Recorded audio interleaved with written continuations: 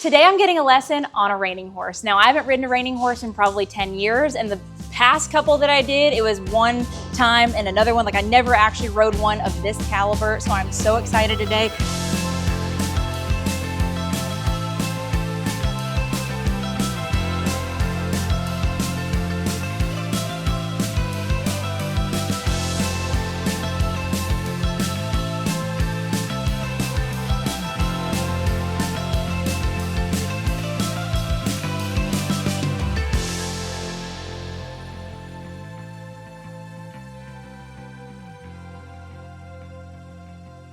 Gonna hit a traffic jam. Well, it better be a tractor man. 'Cause I'm a God-fearing, hard-working combine driver. That's not the same song. Road on my flowers. Show you like a lugging 5 miles an hour. International Harvester. Okay. Down, down. Thank you to Kaci. Kaci, why don't you introduce yourself? Hi, I'm Kaci O'Rourke. We're here at Pond Hill Performance Horses, and this is Bo. His registered name is Chicksteak Stars. He's a 9-year-old gelding. We've had in our program for about like 3 years. He's a super nice horse, so I'm really excited for you to get the opportunity to ride him today. I'm very excited and also very nervous because I know the power that these things have, and I haven't been riding, and my legs are probably gonna be jello after this. You're good. He's pretty automatic, pretty easy to ride, a lot of fun. I mean, these reining horses are awesome for what they can do, but you know, they're really broke and stuff. So I just want you to have fun today. Well, thank you. I appreciate the opportunity. So a quick look at Bo. So you'll notice he has leg wraps. He's got a certain set of tack that you don't necessarily see on everybody else. So you wouldn't give us a little explanation as to why he is set up the way he is? Yeah, absolutely. So, I mean, to start off, our reining horses, I mean, they've all got leg wraps on. So we actually use the Schneider's Duratec quick fasten wraps there. The reason we use those under polo wraps is to protect the tendons and the splints and stuff from concussion. You know, these Reiners, especially when they're turning, you know, they might hit themselves. We like that extra level of kind of cushion and protection. Also, like, these are 16-inch, so they go up above their knees and they cover their knees. I mean, that's a big thing for us for the protection. The polo wraps provide a little more support than like a splint boot would, and it kind of forms to every horse since every horse's leg might be a little different. We've got our bell boots here, and Bo has front shoes, so we tape his feet. So we go through a lot of duct tape and electrical tape, as you can imagine, but it's basically just creates a barrier so when he slides, his back foot doesn't come and peel that shoe off. Yep. So we got our back wraps on, same thing, just kind of protects them from, you know, burning himself when he's sliding. Normal pad, saddle, and we make sure that their tails are either braided or up in like a bun, you know, like in a sock. So his tail's up in a sock and a bun, and that just keeps them from getting tangled, keeps them out of the way. You know, so they don't step on them or anything when we're sliding or backing up or doing any of the maneuvers we're doing.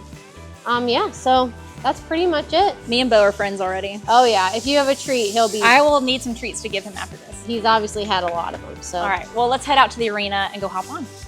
Okay, so I'm on. Now, I'm prefacing. I have not ridden since, when did I ride Denver last? December?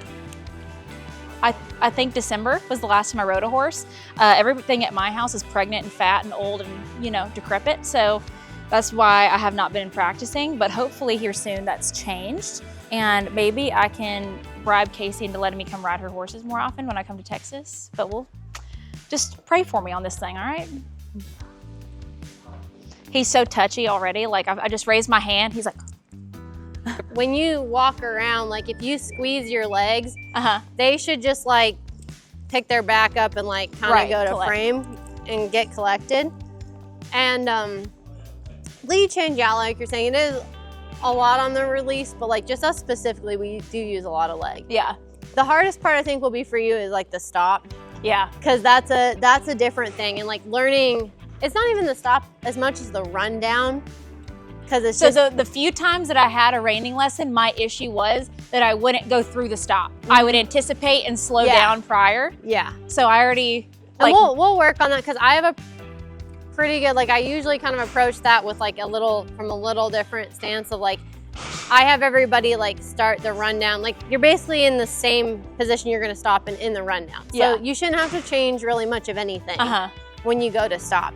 Most people when they start learning like how to stop, they wanna like throw their legs off and do a big thing. And like, you really just need to push your heels down. Like, yeah. That's it. Like these horses, like this is one of my 3-year-olds, so he's not like that broke yet. But like if you take your legs off like that, like he should, yeah, you know, stop and come back. And that's one thing I've been working on like with him specifically. Is like, yeah, that's what they should do. And if you like leave your legs off like that, they should come back. There you go. Yeah. And you should be able to do it even without your hand, like if you don't even have to pick your hand up. Yeah, okay. When a horse knows their job so well and you know how to ask them to do something and they respond so crisply, there's just, oh.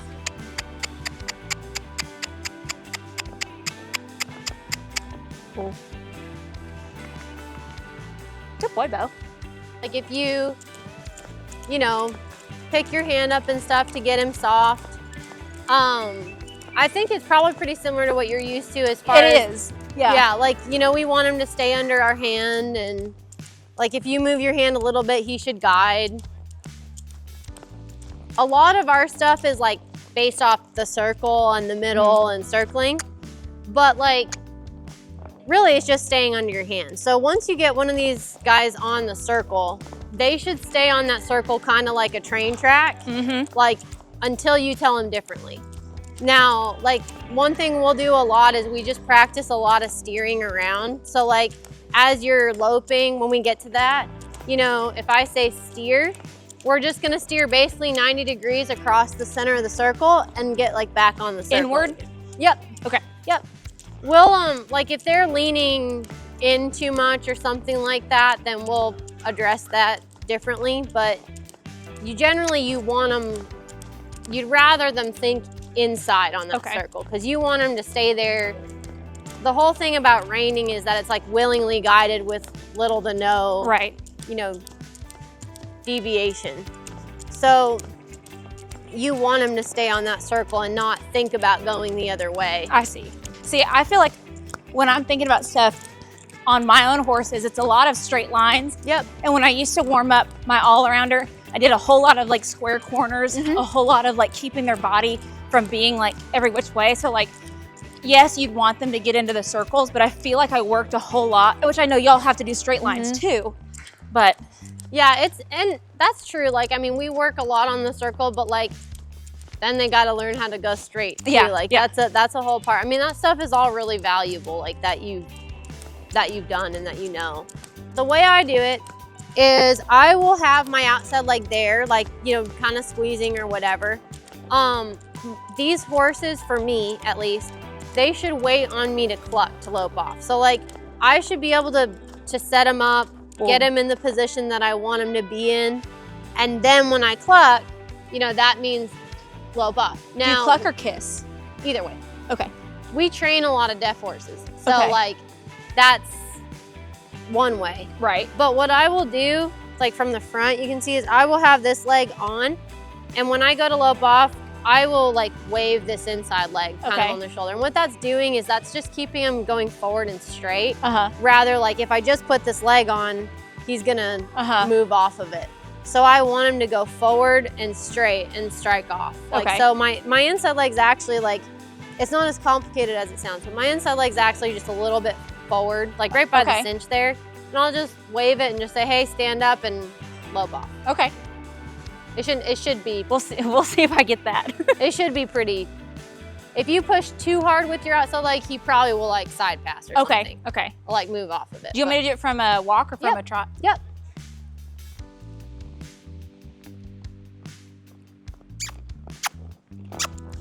There you go.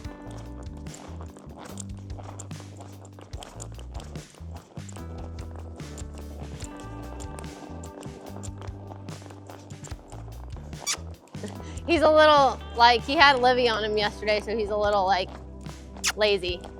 So as you're loping around, if you'll just kind of, like, I just kind of drive a little bit, like, as I'm going. Like, obviously you guys, like, you don't want to see the rider doing a lot.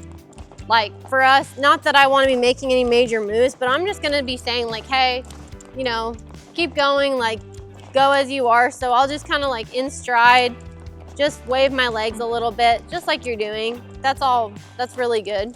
I would just work a little bit more towards the middle. So we're just gonna try to get him to go a little more that way, if you can, more towards the middle of the arena a little bit. And if you feel like he's diving into the inside a little, we'll go ahead and just steer straight, just like that. There you go.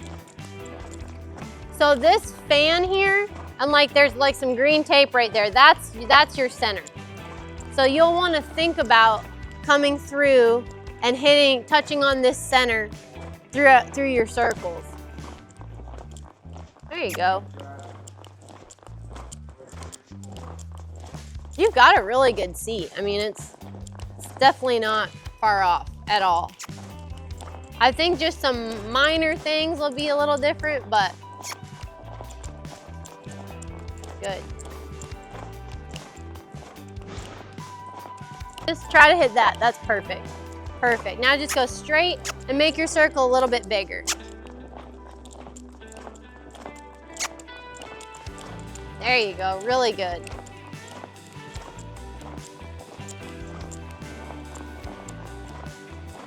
Now, if you want, you can go ahead and counter canter the other way.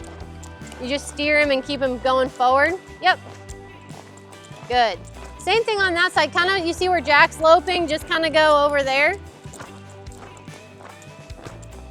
Keep him going forward just a little bit more. And if he feels like he's getting out of frame, you can go ahead and pick him up and get him collected again. Like, don't be afraid to touch him or handle him or do whatever. Yep. Good. When you're ready, I mean, you want to change, you just swap your feet pretty much. Okay.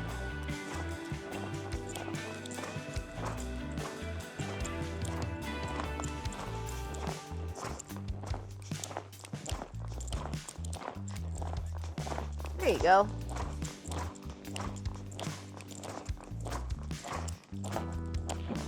Oh, whoop. He changed. That's okay. Right? Like he knows what's coming next. So like in practice, we won't change across the middle a lot. Yeah. We'll change other places Absolutely. so that he's not thinking about it. Because otherwise, like when you go show, he might, and he's actually, anticipate it. yeah, he might think about it.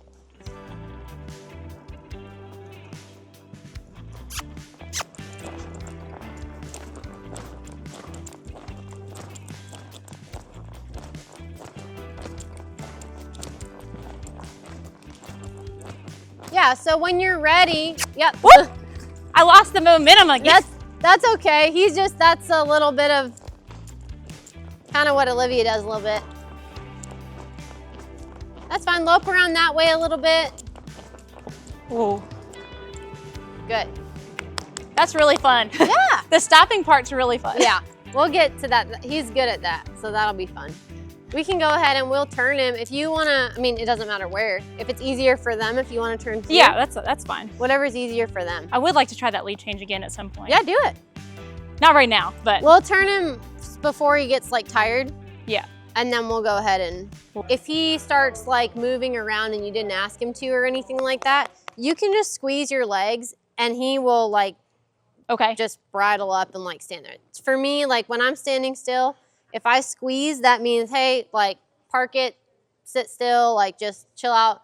And the reason I do that is because like, the reason the horse is usually moving around is just because they have a little anxiety and Right. they don't know. They're trying to guess what you're going to tell them. So I just give them a job. I Right. say, hey, the job is to stand still. Okay. And you don't have to hold your legs on them all the time or do that to stand still. But just like if, you know, they go to move around or something like that, Mhm. that's just a direction you can Okay. give them and say, hey, do this.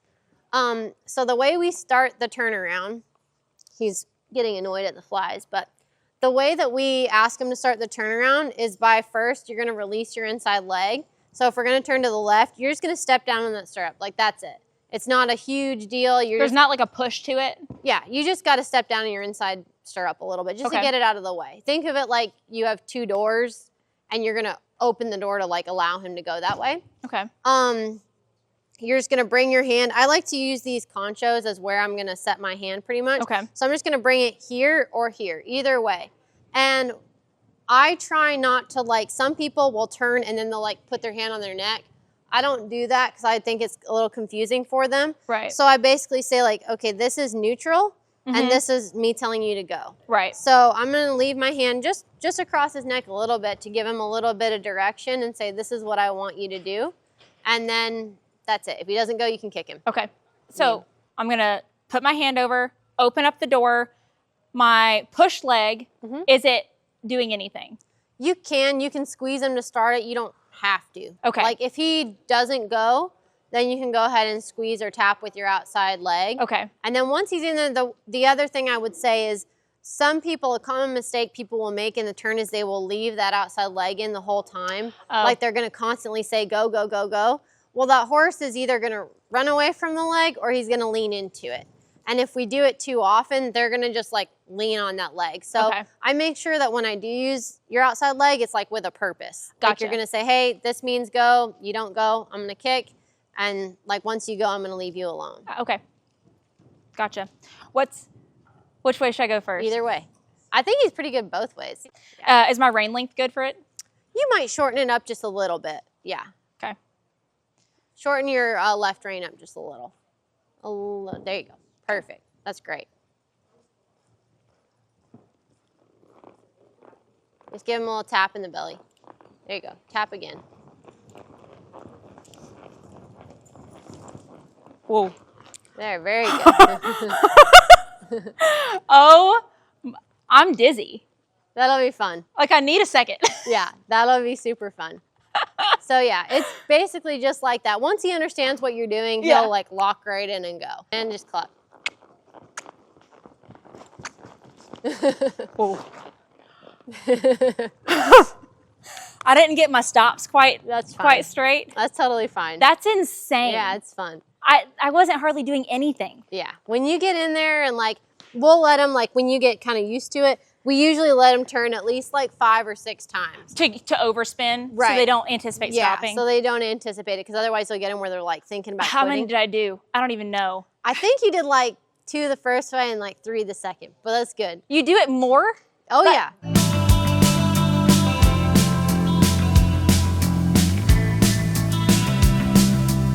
Because I literally was like, that had to have been like 8.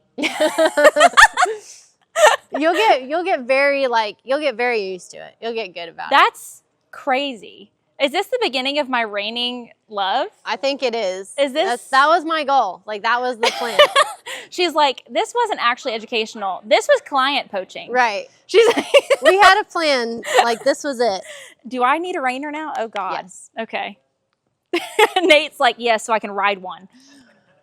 I'm trying not to be dramatic. That's insane. It's fun. It feels very weird. Yeah, it's a different, once you get like kind of used to it. You're going so fast that you feel a pull down. Oh yeah. Like you feel. Some horses, like the way they turn, they'll like kind of suck you like into the inside a little bit. Like really good turners will do that. Like Jack's mare that he's going to show does that and Tiago does that a little bit. Like it's actually, like when I turn the fireman, like I actually have to focus on staying on. Like it's a little bit of a thing. Yeah. I have to focus on, she has to focus on staying on. Yeah. Don't put me on him, please, then. There you go. Just give him a tap. Cluck. Cluck. Yeah. That was really good. Woo! Like I have to stop for a second. That's actually insane that it affects you that much. Like okay, question. Does it help? Like I'm looking forward. I generally, like I kind of look like at my horse's ears almost. Like I almost look at their outside ear a little bit. And you just get to where like some people, some people, they will like turn and they'll like say that's your marker. Like they'll like look for the marker. I can't do that. Like it messes me up. Like a ballerina or something? Like, exactly. You're exactly right. Like some people can do that. I cannot. Like I just look here and I've got it kind of in my peripheral vision and I know, and it's like, that's how I do it. I'm going to try to also think about my face. Because they're taking pictures and stuff. I'm like, I know for a fact that first time I was like, you should see Rainer's faces are like, like if you watch like Jack's faces are like, He looks like he's mad. Like, Reiners' faces are not the prettiest. There you go.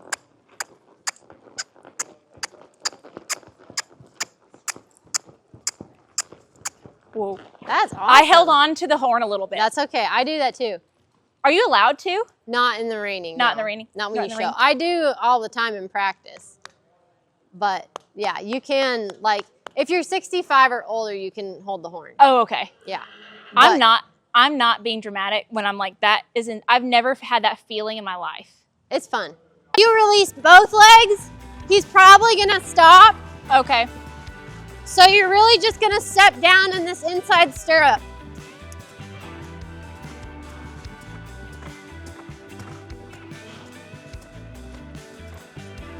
But you got to keep that outside leg or they're going to just stop. Yeah, I try to keep it there just so that they don't, you know, fall at a lead or something. Like, it's not a good habit to like have to like push it there, but I definitely want it there.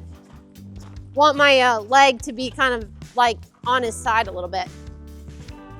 So I'm just, this small, slow circle really should be like, if you imagine like your quarter lines or whatever, like where you're gonna run down like that way, it's gonna sit in between those.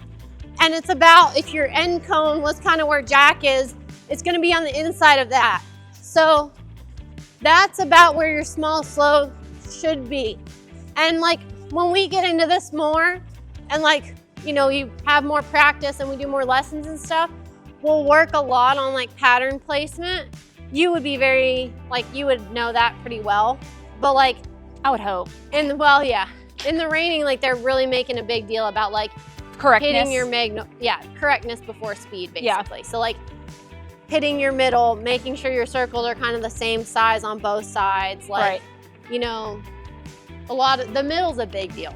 I've personally, like even last year, my first go of the fraternity, I missed my middle on my right circle a little bit, and they'll take it from a +1/2 to a 0.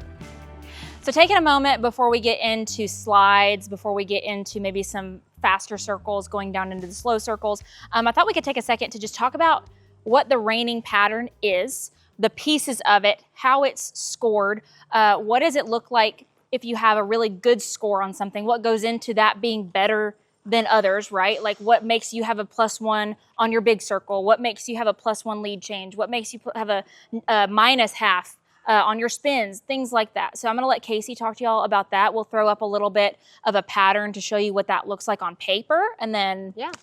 So reining is basically just a very well-guided horse, a willingly guided. That's what we're looking for, with little to no deviation from the set pattern.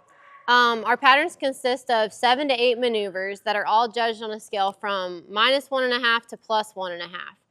With, you know, if there's a deviation from that pattern, you're gonna get a penalty for that. They give credit to horses that show a higher degree of difficulty, that are pleasing to watch, have a good attitude. Basically, we just wanna see a horse that performs the pattern. Seemingly, it should be like a figure skating pattern. Like it should seem effortless. We want those horses to be happy about it. Obviously, horses that are really talented at what they do, that are just really gifted, I mean, those are gonna score higher. We call that like maybe a higher caliber horse. But just basically, we want those horses to do what they're told, listen to the rider, and to be able to perform these, you know, incredible maneuvers. So probably the first part, usually the beginning of a lot of our patterns are spins or turnarounds. So the horse is going to essentially pivot on their hind end. They're going to move their front end around the hind end and spin. Really fun. That's what you did earlier. Again, we judge that on a -1/2 to a +1/2. The best spin is going to be where a horse, you know, is relatively stable in their hind end. You know, they're not moving their hind end around a lot. They're doing an even cadence, so we want those front legs to just march around and cross over. They're not, you know, changing their body position a lot, so it just looks very effortless for them. Obviously, really fast spins are good as long as they're correct. you know, a bad spin would just be one where either the horse maybe didn't maintain a good cadence. You know, that's generally what They that is. wandered out of their, they wandered their area. out of the area or didn't just maintain great cadence. We usually go to circles next. So, you know, our reining horses, they're judged at the lope. We don't really judge them at the trot or the walk, though some of the patterns do require a jog in, but they're judged at the lope. So we kind of base our circles off of like pattern placement. They want those circles to be circles, not ovals, circles, and come right through the middle of the arena. So they want you to hit your middle every time, which shows control. It shows that you can tell your horse exactly where to go, right to like a foot of distance. We do 2 large fast circles and 1 small slow. It can be, you know, sometimes you do your small slow first, sometimes you do your small slow last. It just depends on the pattern.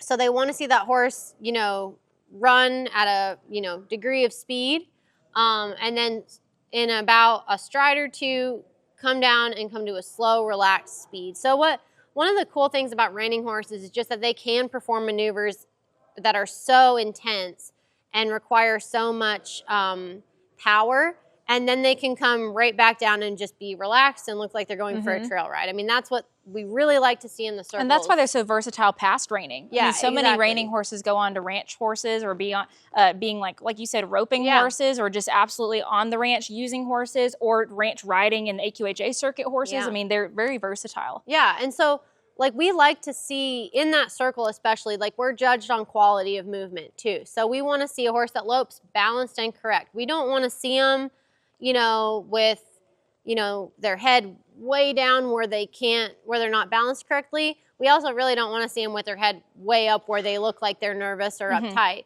Like, it's not so much about the head placement, it's just about the whole picture, Carriage. that it looks like balanced and that it looks willing and that it looks correct. So that's what we like to see in the circles. Obviously, the bigger degree of separation and speed, if you're going really, really fast and then go really slow, that's obviously great. The fact that you're able to do it kind of on a loose rein, that's one thing that's different about reining. Not necessarily different from what you do, but you know, they would like to see those horses on a loose rein. So it just looks like we're not having to hold everything together. No, it's very similar. Yeah, they want to see that, like, hey, we're leaving it up to that horse and he's doing his job, and we're not having to babysit and hold everything together. And then we do, you know, probably the most significant maneuver in reining, which is the sliding stop, and that's what everybody sees, and that's what everybody loves to do. So, you know, that horse is going to turn the corner, they're going to accelerate down, and then they're going to, you know, basically plant their front end and continue with an even cadence up front. The best sliding stops, well, I should say now, the stop consists of multiple parts. The rundown is actually a part of the stop that's judged. So if you turn the corner and your horse takes off, you know, that's not willingly guided, that's not a credit earning maneuver. Likewise, if your horse won't run, that's the same thing. So we want to see a rundown that is built evenly, that it looks like, you know, you're telling the horse to go and the horse is saying, yep, I got it, and going. They're accelerating all the way to the stop, and then, you know, when you ask, they're just going to plant their hind end, even cadence up front, very smooth. The stops aren't judged on like length. You know, I mean, some horses that plus 1.5 a stop just stop really, really deep, and there's a lot of dirt and it's really pretty, and some horses stop a long ways, and you know, it's just based on the horse. And then we have a rollback at some of the stops where you'll, you know, finish here, they will pick their front end up and end up loping out the opposite direction, or we might, at the end of the pattern, we usually back up. Do you get a deduction if you lope off on the incorrect lead and have to swap before your next rundown? So that's a great question. That's not a deduction, although it's been discussed. It's a deduction if you make it to the corner and you haven't changed leads yet, then it becomes a penalty. You're allowed to come out on the wrong lead and then do a lead change, and as long as you don't trot through that lead change or anything like that, then it's not a deduction at all. You know, it obviously does show a higher degree of difficulty to come out on the correct lead, and you know, it just looks smoother for your pattern. But no, it's not a penalty or anything like that. Now, you do have penalties though, like about your placement of your stop. Like, you need to be past generally the center marker, sometimes the end marker, but just Sorry. Excuse me, sir. We'll do a Bo, little. Bo is We'll tired walk of the away flies. from the flies. Yeah. But yeah, so that's what our judges are looking for. They're really just looking for a willingly guided horse that's happy to do his job, that where it seems pretty effortless, and you know, looks like it would be fun to watch. So yeah. Awesome. He's So I was about to say, 9 feels like that's kind of like, that's a broke horse that's been doing it a while, and usually like.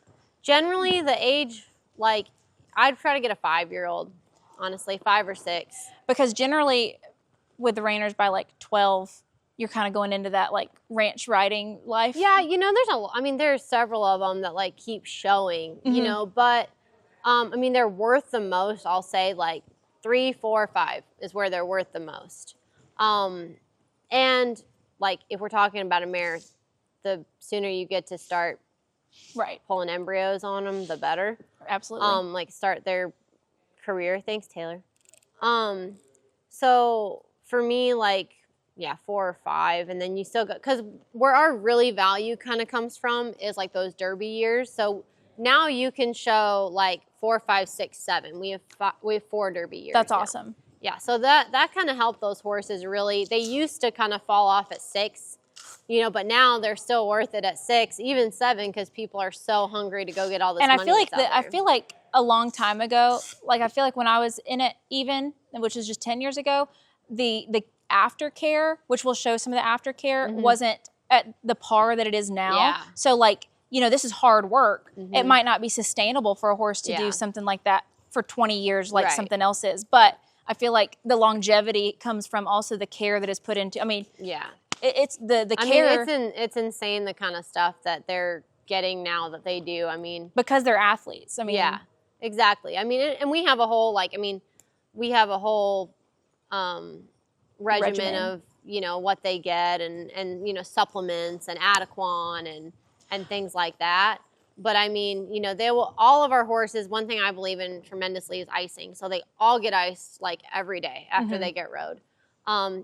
Definitely their front feet, front legs. And sometimes, you know, if they get stopped, my rule is generally if they get stopped hard, like we're doing their back legs too. I mean, think about also just thinking into human sports, the longevity you're seeing in men playing football or like women in gymnastics and stuff like that, like because of the advanced medical care in humans, to be able to like do that work for a longer period of time. Kind of same with horses. Like we just have learned more in the care along the way. Yeah. Into sustaining their health. Yeah. And we work really closely like with our vets too about like deciding, you know, what they might need. I mean, I just had my horses flex this morning. So like I'll come have that vet just like lay hands on them and just say, hey, you know, I'm feeling this. I mean, I think a big part of the longevity is just identifying problems before they happen. Right. So we're not going to wait for a horse to get sore before we address something. Like I want to know, I want to feel it. Like I lay hands on the horse, lay hands on their back and say, hey,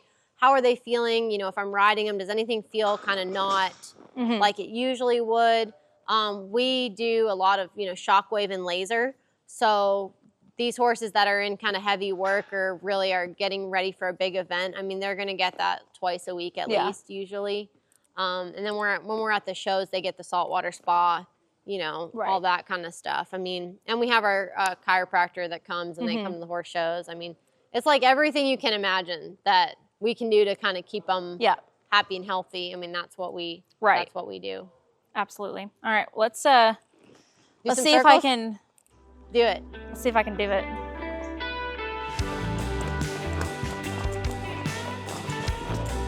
Good. Really good. Cool. Good. Just kicking back a little bit. Cool. Go ahead. Go ahead. Go ahead. Good. Hello.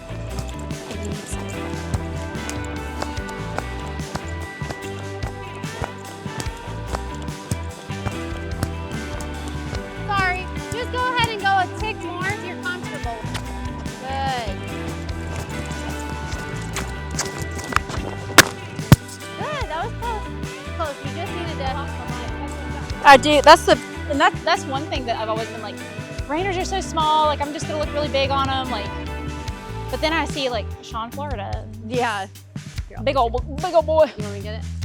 I mean, Jack's not little or short. Yeah. I'm shaky. It's a lot of work, but it's fun.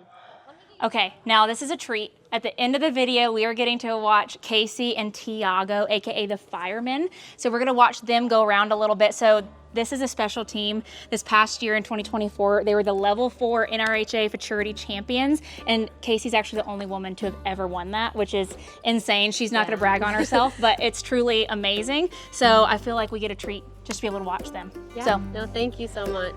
He's a good boy. let's see y'all in action. All right, awesome.